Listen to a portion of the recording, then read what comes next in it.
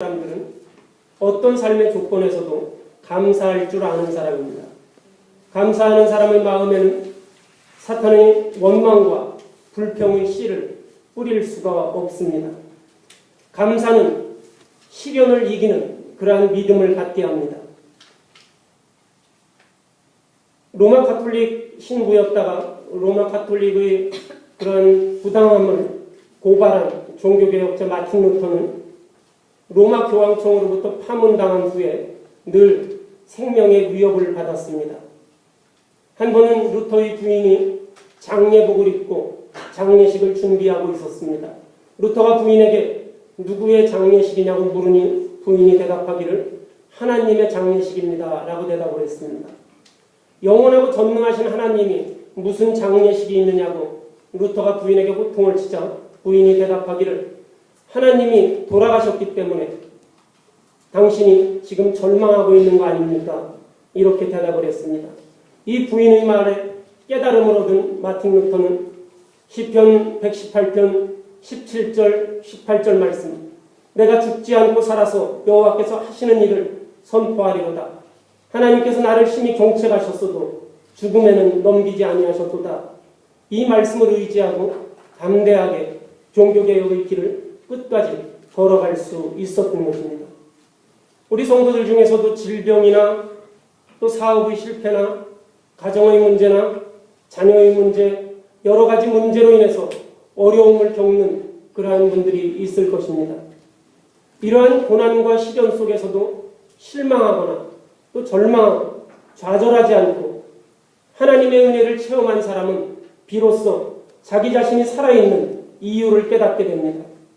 우리 삶의 목표는 바로 하나님이 우리에게 행하시는 행사를 다른 이들에게 증거하라고 또 다른 이들에게 알리는 그것이 우리 삶의 목표가 되어야 할 것입니다.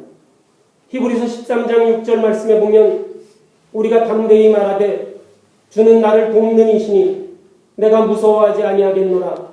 사람이 내게 어찌하리요. 또 시편 118편 6절에 보면 여호와는 내 편이시라. 내가 두려워하지 아니하리니 사람이 내게 어찌할까. 이 말씀을 이렇게 우리에게 들려줍니다. 그러면서 성경은 성도들이 담대할 것을 권면하고 있습니다. 담대해서 하나님 앞에 감사함으로 시련을 이기는 그러한 믿음, 이것을 말합니다. 어떤 독일 상인이 스페인으로 관광을 갔습니다. 일주량이 적은 북유럽에서는 지중해 연안에 휴가를 떠나는 것이 1년의 목표일 정도입니다. 독일 상인이 1년 내내 돈을 모아서 스페인의 지중해 해변으로 휴가를 갔습니다. 그 바닷가에 허름한 차림의 어부가 모자를 눌러쓰고 배 위에서 누워서 쉬고 있는 것을 보았습니다. 독일 상인이 그 어부에게 말을 겁니다. 고기를 많이 잡았습니까? 어부가 네, 많이 잡았습니다. 얼마나 잡았습니까? 대구 10마리 잡고 고등어 10마리 잡고 많이 잡았습니다. 아직 이른 아침인데 벌써 그렇게 많이 잡았습니까? 네, 많이 잡았습니다. 그런데 왜 더 열심히 잡지 않고 이러고 있습니까? 그러니까 이 스페인의 어부가 이거면 충분합니다. 이렇게 대답을 합니다. 독일 상인이 지금 아직 10시도 안 됐는데 이렇게 많이 잡았는데 당신이 앞으로 열심히 노력을 해서 고기를 더 많이 잡으면 생선 공장도 차릴 수 있고 회사도 차릴 수 있습니다. 그렇게 이야기하니까 스페인 어부가 물어봅니다. 그런 거 차려서 뭐 합니까? 그러니까 이 독일 상인이 열심히 일해서 그런 회사를 차리고 또 열심히 일하면 돈을 많이 벌고 그렇게 많이 벌면 이렇게 아름다운 바닷가에 와서 나처럼 즐길 수 있지 않습니까? 그러자 이 스페인 어부가 내가 지금 이미 이 바닷가에서 이렇게 편하게 즐기고 있는데 당신은 지금 무슨 소리를 하고 있습니까? 나는 고기를 잡지 않아도 그저 내가 정해진 것만 잡고 하루 종일 이렇게 바닷가에서 편하게 누워있는데 뭐하러 그렇게 열심히 일을 하고 또 이곳에서 또 누워있는 그런 걸 위해서 그렇게 수고합니까? 라고 이야기합니다. 진심으로 감사하지 못하고 육의 욕심대로 사는 아담의 삶을 이 독일 상인의 모습에서 우리가 볼 수 있습니다. 하나님 앞에 감사하는 삶, 하나님 앞에 나를 드리는 삶, 내가 어떤 삶에도 어떤 조건에도 감사할 수 있습니다. 그 감사의 삶은 시련 가운데도 고난 가운데도 우리가 감사할 수 있게 됩니다. 감사는 우리로 하여금 또한 자존감을 갖게 합니다. 오늘 말씀 22절 23절에 보면 건축자가 버린 돌이 집 모퉁이의 머릿돌이 되었나니 이는 여호와께서 행하신 것이요 우리 눈에 기이한 바로다. 이렇게 말씀하고 있습니다. 건축자의 버린 돌이 집 모퉁이의 머릿돌이 되었다는 것. 건축자는 아무 쓸모가 없어서 그 돌을 버리지만 그 돌이 그 집 모퉁이의 머릿돌이 가장 중요한 돌이 될 수 있었던 것. 그것은 사람의 일이 아니라 여호와 하나님께서 행하신 일이기 때문에 그런 것이 사람의 눈으로 볼 때는 그것이 참으로 신기하고 놀라운 일이 되는 것입니다. 감사는 우리 인간을 한없는 그러한 자존감을 갖게 합니다.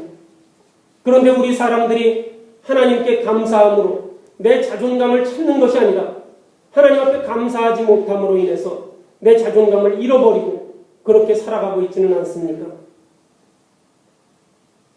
미국의 기독교 잡지 중에 티네이저스라는 청소년 잡지가 있습니다.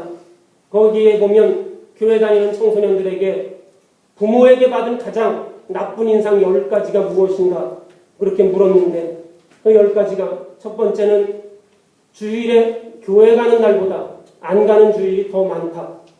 두 번째는 예배 시간에 늘 늦는 것.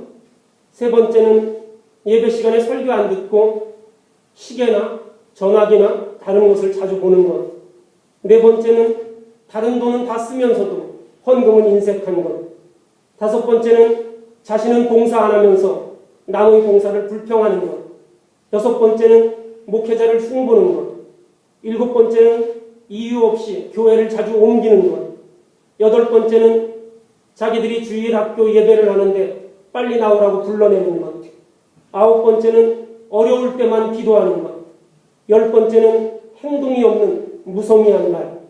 이렇게 10가지를 교회 다니는 학생들이 교회 다니는 부모에게 받은 가장 나쁜 인상으로 그렇게 뽑았습니다. 우리의 삶에 감사하지 못하는 그러한 모습들이 그대로 자녀에게 잘 박힌 못처럼 입력되고 있다는 것입니다.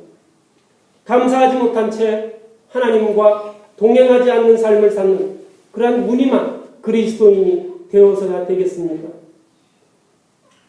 오래전에 로마의 한 대리석 가게 앞에 쓸모없는 커다란 대리석이 하나 있었습니다. 크기가 애매해서 그 돌로는 선 사람도 조각하기가 힘들고 누운 사람도 조각하기가 힘들었습니다. 오랫동안 가게 앞에 두었는데도 아무도 사가는 사람이 없었는데 하루는 미켈란젤로가 지나가다가 그 대리석을 보고 사겠다고 그렇게 말했습니다. 그러지 않아도 어떻게 이 돌을 처리할까 고민하고 있던 이 주인이 유명한 미켈란젤로가 관심을 보이니까 그냥 돈 내지 말고 가져가라고 했습니다. 대리석을 집으로 가져온 미켈란젤로가 1년 뒤에 가게 주인을 초대해서 쓸모없던 그 대리석으로 조각한 조각품을 보여주었는데 그것은 바로 로마의 성 베드로 성당에 있는 피에타라는 세계적인 조각품입니다. 십자가에 못 박혀 죽으신 예수님의 육신을 어머니 마리아가 무릎에 눕히고 극히 쳐다보는 그러한 모습입니다. 감탄한 주인이 이 쓸모없는 커다란 대리석으로 이렇게 훌륭한 작품을 만들 수가 있느냐고 묻자 이 미켈란젤로가 유명한 말을 하죠. 나는 한 것이 없고 다만 이 조각품에 붙어 있었던 불필요한 조각들을 떼어냈을 뿐입니다. 이렇게 말합니다. 우리는 나는 부족하다. 나는 쓸모없다. 이렇게 내 자신을 생각할지 모르지만 하나님께서는 나를 귀하고 소중한 존재로 여기신다는 것을 우리는 알아야 합니다. 건축자가 버린 돌이 집 모퉁이의 머릿돌이 되었다는 이 예수님의 말씀이 우리 삶에서 적용될 수 있어야 합니다. 우리가 하나님 앞에 감사할 때 우리가 내 자신의 참된 가치를 우리는 발견할 수 있게 됩니다. 우리 눈에 놀랍고 아름다운 그러한 일들을 하나님께서 펼쳐주신 우리는 우리 사람으로서 내 자신의 자존감을 찾을 수 있습니다.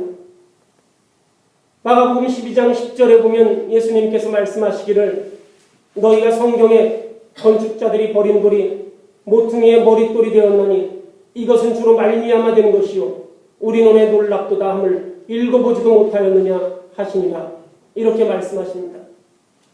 우리로 하여금 우리의 가치를 찾게 하시고 하나님의 귀한 일을 감당하게 하시는 것입니다.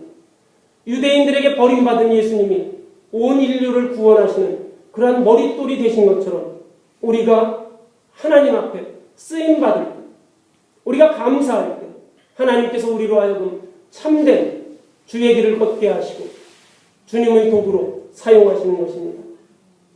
모퉁이의 머릿돌은 아치형 문의 꼭대기에 꽂아넣는 쐐깃돌이기도 합니다.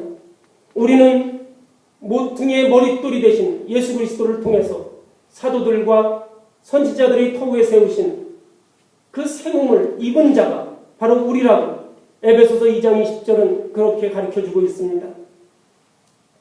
세상 사람들이 보기에는 보잘것이 없는 돌이었지만 마지막에 쓰임을 받는 모퉁이 돌처럼 우리는 그렇게 쓰임받을 수 있어야 할 것입니다. 또 하나님께서 우리를 그렇게 쓰임받게 해주십니다. 그런데 우리가 그렇게 쓰임받지 못하는 이유가 어디에 있습니까?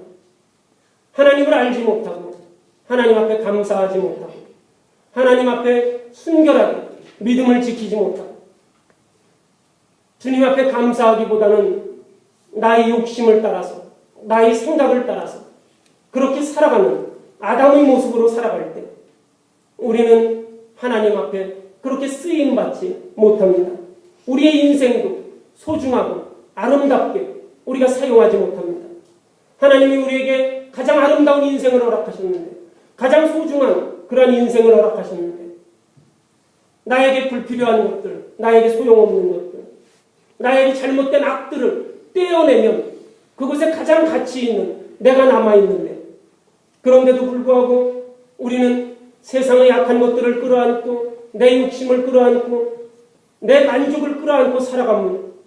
그러므로 인해서 더덕더덕 붙어있는 그러한 것들로 나의 참된 모습을 찾지 못하고 하나님께서 우리를 사용하시는 그 모퉁이들로 사용하시는 가장 중요하게 사용하시는 그 모습을 찾지 못한 채로 우리가 내 자신을 낭비하고 또 더러움에 나를 버리고 하나님의 자녀라는 그 존귀한 자존감을 잃어버린 채로 우리가 세상의 욕심을 따라 살다가 그렇게 살다가 죽어서 멸망에 이르는 것, 이것이 첫사람 아담의 삶과 같은 그러한 삶입니다.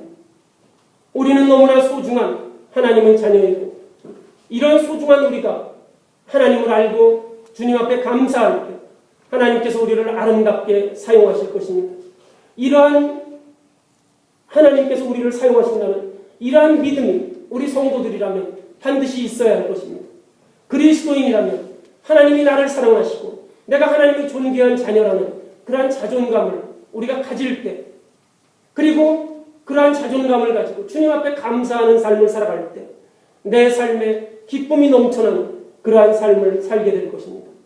우리가 하나님 앞에 감사하지 못하고 나의 욕심을 따라 살아갈 때 순간적으로는 평안한 것 같고 순간적으로는 잠깐은 기쁨이 있을 것 같지만 그러나 그곳에는 참된 기쁨이 없고 참된 평안을 찾을 수 없습니다. 우리 사랑하는 성도 여러분, 우리가 하나님 앞에 여호와 앞에 감사하셔야 되는 이유, 그는 선하시고 그 인자하심이 영원하기 때문에 그렇습니다. 우리로 하여금 하나님을 자녀로 삼아주시고 가장 비천하고 죄 많은 우리를 하나님께서 가장 소중하게 사용하신다는 것입니다. 가장 아름답게 쓰신다는 것입니다. 저와 여러분은 하나님께서 사용하시는 귀한 그러한 머릿돌입니다. 이러한 자존감을 가지고 우리 삶에서 어떤 일이 또 어떤 경우를 만나더라도 하나님 앞에 감사하며 그 뜻을 알고 하나님께 순종할 때 우리가 성도로서 하나님을 기쁘시게 하는 그러한 축복된 삶을 살아갈 수 있을 줄 믿습니다. 우리 성도 여러분들이 이러한 삶을 살아감으로 하나님께 영광 돌리시기를 주님의 이름으로 축원합니다. 우리 같이 기도하시겠습니다.